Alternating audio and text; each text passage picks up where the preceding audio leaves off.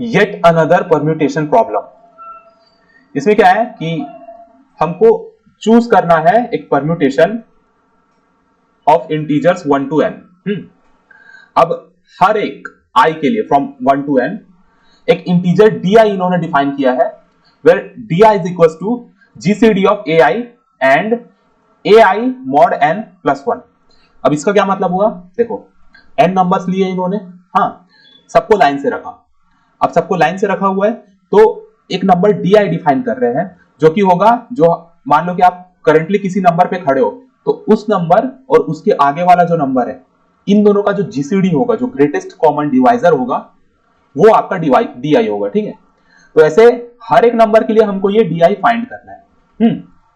उस नंबर और उसके आगे वाले नंबर, इन दोनों का जीसीडी वो होगा मेरा di। ऐसी di समझ लो, बस अनदर एरे है, उसको ऐसे di से डिनोट कर दिया। ठीक है, तो एक चीज ये आती है कि जो लास्ट एलिमेंट होगा मेरा nth एलिमेंट, उसके आगे तो कोई नहीं होगा, तो उसका किसके साथ जीसीडी लूंगा मैं, तो इसीलिए उन्होंने क्या यहाँ पे मॉड का यूज किया है कि i mod n। तो i mod n, n mod n मेरा 0 हो जाएगा, तो प्लस 1, तो ये लास्ट एलिमेंट जो है इसका मॉड मुझे लेना है फर्स्ट एलिमेंट के साथ। ओके, सॉरी मॉड नहीं, इसका जीसीडी मुझे लेना है फर्स्ट एलिमेंट के साथ। ओके, तो ऐसे करके ये एक di इन्होंने बनाया, एक दूसरी एरे बनाएंगे। ओके, अब ये क्या बोल रहे हैं कि the score of the round is the number of distinct numbers among d1 d2 to dn। तो ये जो हमने नई एरे बनाई, ऐसे जीसीडी ले लेके जो नई एरे बनाई, उनमें जितने नंबर ऑफ डिस्टिंक्ट नंबर्स होंगे कि इनमें से कितने नंबर डिस्टिंक्ट है, वो हमारा स्कोर होगा। ठीक है, अब प्रॉब्लम क्या है, हमको फाइंड करना है, find the permutation such that its score is as large as possible, कि इसमें ज्यादा से ज्यादा डिस्टिंक्ट नंबर्स हमको लेकर आने हैं, वो हमारा गोल है। ओके, थोड़ा सा मैं थोड़ा सा दिखा देता हूं कि प्रॉब्लम विजुअली कैसे दिखेगी। मान लो कि ये 5 नंबर है, 1 2 3 4 5, तो ये हमारी ए एरे है। ओके, अब इस ए एरे को लेकर मैं एक डी एरे बना रहा हूं। अब ये जो डी एरे है, इसका जो फर्स्ट एलिमेंट होगा वो इन दोनों का जीसीडी होगा, फर्स्ट और सेकंड का, तो इन दोनों का जीसीडी क्या होगा, 1 ही होगा। 1 और 2 का ग्रेटेस्ट कॉमन डिवाइजर 1 ही होता है। ठीक है, वैसे अब ये डी का जो सेकंड एलिमेंट होगा वो इन दोनों का होगा, मतलब सेकंड और उसके आगे वाला, बस जहां आप खड़े हो उस एलिमेंट को लेना है और उसके आगे वाले एलिमेंट को लेना है। इन दोनों का जीसीडी आपका ये एलिमेंट होगा। तो अगेन 2 और 3 का जीसीडी क्या होगा, फिर से 1 होगा, फिर से 3 और 4 का भी 1 होगा, 4 और 5 का भी 1 होगा। अब ये 5 जो है, 5 के आगे कोई नहीं है, तो क्या करूंगा मैं, 5 का ये इसके 1 के साथ जीसीडी लूंगा, तो 5 का 1 के साथ जीसीडी भी मेरा 1 ही होगा। तो अब इस तरीके से मेरे को ये डी एरे मिल गई। अब इस डी एरे में कितने नंबर ऑफ डिस्टिंक्ट एलिमेंट्स है, तो मुझे क्या दिख रहा है, सबके सब तो 1 ही है, तो नंबर ऑफ डिस्टिंक्ट एलिमेंट्स कितने हो गए, 1 हो गए। ठीक है, तो हमको क्या बताना है कि इन नंबर्स को हमको इस तरीके से अरेंज करना है कि जब मैं ये वाली एरे बनाऊं, जीसीडी ले लेके जब ये वाली एरे बनाऊं, तो डिस्टिंक्ट नंबर ज्यादा से ज्यादा आने चाहिए। ओके, तो एक छोटा सा केस मैं रन करके दिखाता हूं। जैसे मैं क्या करता हूं, ये जो 3 है, इस 3 और इस 4 का मैं प्लेस एक्सचेंज कर देता हूं, मतलब 3 इधर आ जाएगा और 4 इधर आ जाएगा। ओके, तो जो मेरी नई एरे बन गई ए, ये मेरी क्या बन जाएगी, 1 2 4 3 5, ये मेरी नई एरे बन गई। ठीक है, अब इस न्यू ए को लेके मैं डी बनाता हूं, ये जो डी वाली एरे है इसको बनाता हूं, तो 1 और 2 का जीसीडी 1 ही आएगा। 2 और 4 का ग्रेटेस्ट कॉमन डिवाइजर क्या होता है, 2 होता है, तो 2 और 4 का जीसीडी मेरा 2 आ जाएगा। 4 और 3 का मेरा जीसीडी 1 आएगा, 3 और 5 का जीसीडी भी 1 आएगा, और 5 और 1 का जीसीडी ये भी 1 आएगा। ओके, तो अब ये बात बताइए कि ये जो नई डी एरे बनी मेरी, इसमें नंबर ऑफ डिस्टिंक्ट एलिमेंट्स कितने दिख रहे हैं, तो जवाब है कि 2 दिख रहे हैं, है ना। ये 4 1 है और एक ये 2 है, तो 2 नंबर ऑफ डिस्टिंक्ट एलिमेंट्स मेरे को मिले। तो ये तो इससे तो ज्यादा है, और मतलब अब ये थोड़ा सा प्रैक्टिस से समझ आएगा, लेकिन आप जितनी भी एरे बना लो, इसकी जितनी भी परम्यूटेशन बना लो, आपको मैक्सिमम 2 ही डिस्टिंक्ट एलिमेंट मिल सकते हैं। तो ये मेरा आंसर हो जाएगा।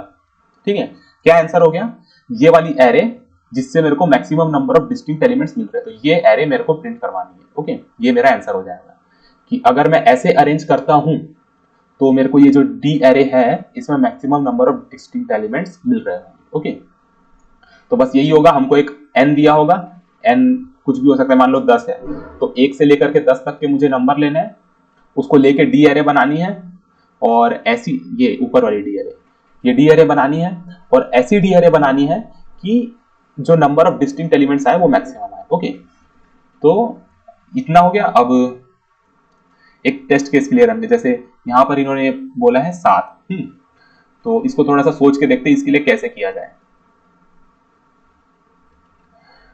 मैं कलर चेंज कर लेता हूं। 7, तो 7 के लिए एलिमेंट्स क्या होंगे, 1 2 3 4 5 6 7। ओके, तो अब सवाल ये आता है कि इनको मैं कैसे अरेंज करूं। तो देखो, जब मैंने ये क्वेश्चन सॉल्व किया था कॉन्टेस्ट के टाइम, तो मेरे दिमाग में क्या लॉजिक आया था, मैं क्या करता हूं, एक मैंने यहां ऐसे ही रखा। ओके, मैं डी एरे बना रहा हूं, यहां मैंने 2 रखा, मतलब डी नहीं, ये मेरी ए ही है, इसको मैं अरेंज कर रहा हूं, बस 2 रखा। अब मैं 2 के बाद 4 रख देता हूं।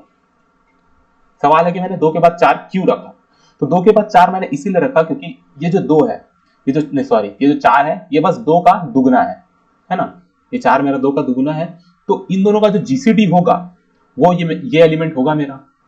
ये तो कंफर्म है ना कि जब जो 4 मुझे मिल रहा है वो इसमें 2 मल्टीप्लाई करके मुझे मिल रहा है, तो इन दोनों का जीसीडी जो है ये आ जाएगा। तो यहां से क्या होगा कि मुझे ना एक डिस्टिंक्ट एलिमेंट मिल जाएगा कि इन दोनों का जीसीडी मेरा 1 आया था और इन दोनों का जीसीडी मेरा 2 आ जाएगा, तो एक डिस्टिंक्ट एलिमेंट मुझे मिल गया। और इस प्रॉब्लम में तो हमारा गोल ही वही है ना कि हमको नंबर ऑफ डिस्टिंक्ट एलिमेंट्स बढ़ाने हैं, तो इसलिए मैंने क्या सोचा, ये मैंने बस दिमाग लगाया, ठीक है, कि x है और ये 2x है, इन दोनों का जो मेरा जीसीडी आएगा वो क्या आएगा, x आएगा। तो ऐसे ही करके मुझे लेते जाना है कि हर जगह मैं डिस्टिंक्ट x लूंगा और इसका जस्ट जो दुगना होगा, अगर ये दुगना एग्जिस्ट करता है तो इसको मैं उसके बगल में रख दूंगा, तो इसके बगल में रखा तो इन दोनों का जीसीडी x आ जाएगा। अब वैसे ही समझ लो 2x है, मान लो 4x भी एग्जिस्ट करता है। एग्जिस्ट करने का मतलब यह है कि n से बड़ा नहीं जाना चाहिए, जैसे 4 है, अब 4 को मैं 2 से गुणा करूंगा तो ये 8 हो जाएगा, लेकिन हमको तो 7 तक ही लेने हैं ना, तो 8 नहीं ले सकते। लेकिन मान लो कि अगर ले सकते तो मैं 4x रखूंगा, ठीक है, तो 4x लिया और ये 2x, इन दोनों का जीसीडी क्या होगा, इन दोनों का जीसीडी मेरा हो जाएगा 2x, क्योंकि 2x जो है इसको भी डिवाइड करेगा और इसको भी डिवाइड करेगा, है ना। तो बस यही लॉजिक हमको लगाना है, उस समय बस मतलब कैसे हिट करेगा, इंट्यूशन कहां से आएगा, तो ये सब तो बस प्रैक्टिस से आता है। लेकिन हाँ, ये मैं आपको बता दे रहा हूं कि इस तरीके से 2x करके लेते जाएंगे हम लोग, तो उससे क्या होगा कि maximum number of distinct elements हमको मिल रहे होंगे। ओके, तो 2 लिया मैंने, 4 लिया, अब 4 के बाद में क्या लूं, 8 तो है नहीं, 8 नहीं है, तो अब मैं क्या करूंगा, अब मैं वापस आऊंगा। अब दूसरा प्राइम नंबर क्या है, तो 3 है, 3 अनटच्ड था, ठीक है, अब मैं 3 लिया, 3 का दुगना क्या है, 6 है, तो 6 को 3 के बगल में रख दूंगा। अब ये जो 3 और 6 है, इसका जीसीडी मेरे को फिर से 3 मिल जाएगा, तो यहां मेरे को एक नया नंबर मिल गया, है ना।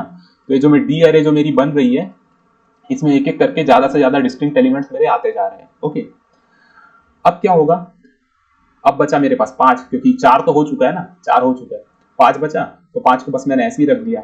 5 के बाद मेरा 10, 10 7 से छोटा है क्या, मतलब यहां मुझे 10 रखना था, ठीक है, इसके जो बगल में है बस उसका दुगना मुझे रखना है, तो लेकिन 10 जो है वो तो 7 से बड़ा हो जा रहा है, तो 10 मैं यहाँ नहीं रख सकता, तो इसको हटाओ यहाँ से, और यहाँ पे क्या रख दूंगा, 7 रख दूंगा, 7 का भी डबल नहीं रख सकता, तो हो गया, ये बन गई मेरी एरे, ये बन गई मेरी एरे जो मुझे देगी maximum number of distinct elements.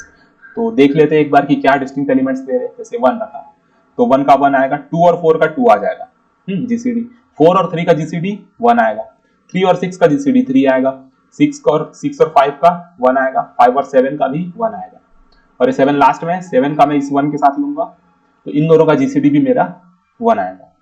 Okay, कितने टोटल डिस्टिंक्ट एलिमेंट्स है यहाँ, तो 3 डिस्टिंक्ट एलिमेंट्स है, 1 2 एंड 3। तो बस यही मैक्सिमम नंबर है, यही maximum number of distinct elements है जो हमको इस डी अरे में मिल सकता था। ओके, तो आई होप आपको समझ आया होगा कि कैसे अरेंज करना है हमको और क्यों अरेंज करना है, क्योंकि ये भी मैंने एक्सप्लेन किया कि x लिया, x के बाद अगर मैं 2x रखता हूं तो इन दोनों का जीसीडी मुझे x मिल जाएगा, और फिर 2x के बाद अगर 4x रखता हूं, मतलब बस उसका डबल डबल रखते जाना है, तो डबल डबल रखते जा रहे हैं, तो ये जो छोटा वाला होगा ये उसका जीसीडी हमको मिलते जाएगा, तो इससे क्या होगा कि नंबर ऑफ डिस्टिंक्ट एलिमेंट्स हमको मैक्स मिलेंगे। ओके, तो काफी एक्सप्लेनेशन हो गई। अब इसको कोड कर लेते हैं।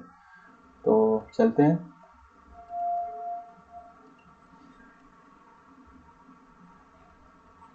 प्रॉब्लम है yet another permutation.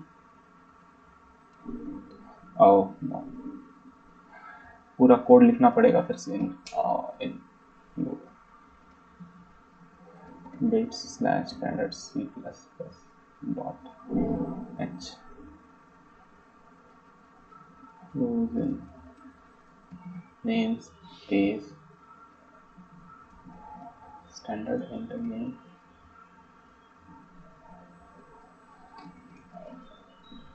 p while p minus minus। क्या करना है, सबसे पहले तो एक ही इनपुट लेना है हमको यहाँ पे, जो कि होगा n, कि मैक्स वैल्यू n की इतनी हो सकती है। ओके, अब मैं क्या करूंगा, मैं एक फॉर लूप चलाऊंगा फॉर इंट। अच्छा हाँ, यहां से मुझे क्या समझ आ रहा है कि सबसे पहले तो मैं 1 तो प्रिंट आउट कर ही दूंगा।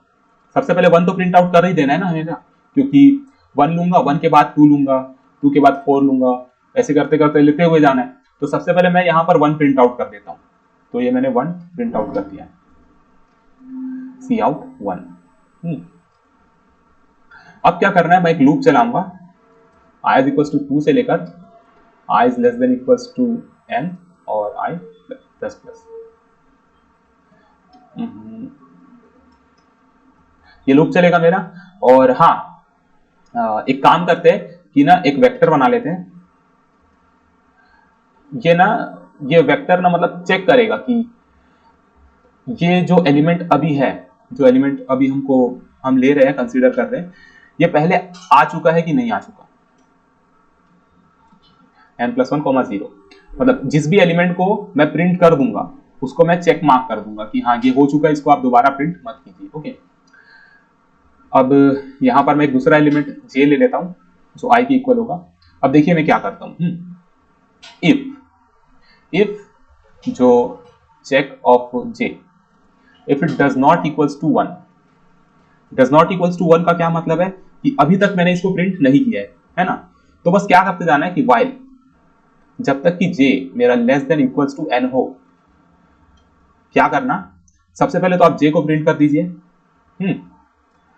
और इसको मार्क कर दीजिए कि हाँ ये प्रिंट हो चुका है, check of j equals to 1। फिर क्या करना है, थोड़ा सा जूम इन कर लेते हैं। मैंने j को प्रिंट कर दिया, मैंने j को चेक मार्क कर दिया कि हाँ ये प्रिंट हो चुका है। और फिर j को मल्टीप्लाई कर दीजिए, मल्टीप्लाई इक्वल्स टू 2। अब इससे क्या होगा कि j मेरा वही जो काम हम वहां कर रहे थे, j डबल होता रहेगा। ये क्या हो गया, मेरा j ये डबल होता रहेगा और वही प्रिंट होता रहेगा बस, और लास्ट में पूरा प्रिंट हो जाएगा। दैट्स इट, इतना ही कोड था। सबमिट करते हैं।